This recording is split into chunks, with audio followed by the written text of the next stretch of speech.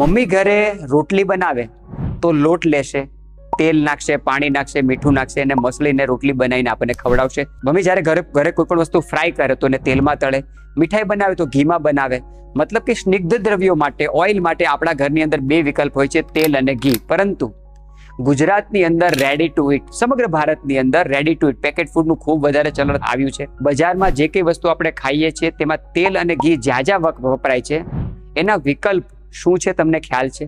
એ જે કઈ વિકલ્પ વપરાય છે તે આપણા શરીર ઉપર કેટલી હદે ઘાતક છે એના વિશે તમને નોલેજ છે? તો કયા અને તેલ ઘી વપરાય છે, તે ક્યાંથી આવે છે, તેની શરીર ઉપર શું આડઅસર છે, તેની વિસ્તારથી વાત આજના વિડીયોમાં આપણે કરીશું.